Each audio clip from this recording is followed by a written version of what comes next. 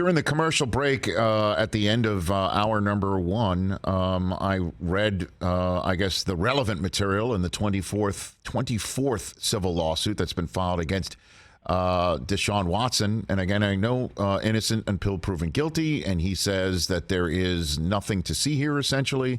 And there were no criminal charges filed. I do want to, for due diligence, say that. But I'm appalled and disgusted by what I read.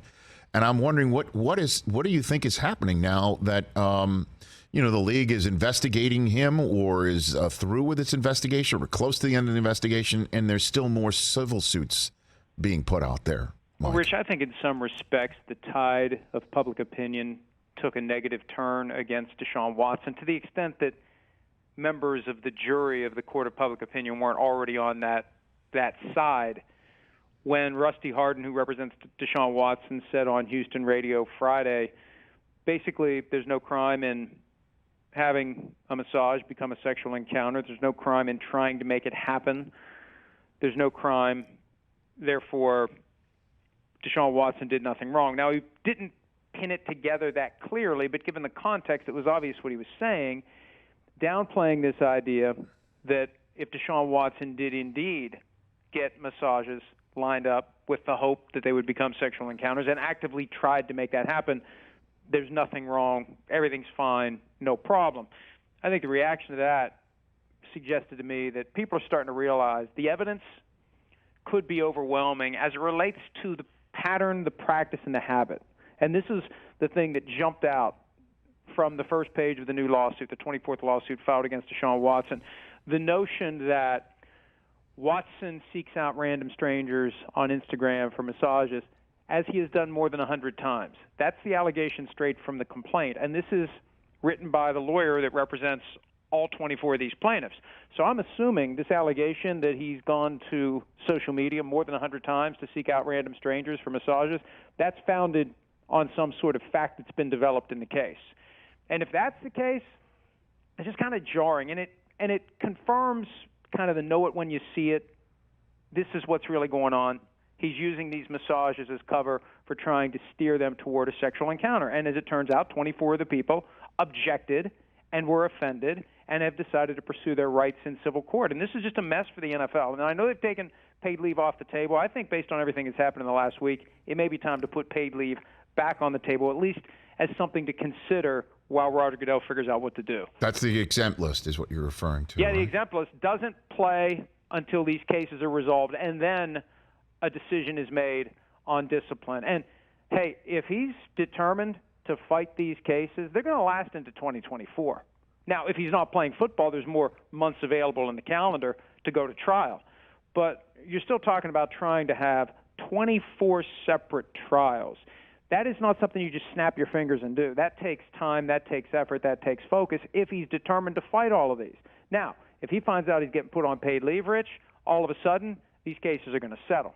They're not going to settle for cheap, but I think if he would learn that the league was going to put him on paid leave, that would move this thing toward resolution pretty quickly.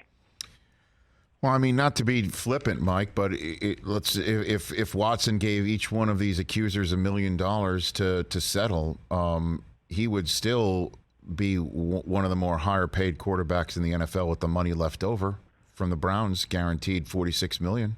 Right, and the fact that the Browns backed, gave him a cushion with the way the first year of his contract is laid out, apparently, where the only money that can be touched in terms of a suspension is just $1 million of the 46. So you're absolutely right, and it makes a ton of sense. The problem is there have been two other occasions in the life cycle of this litigation where settlement was seriously considered.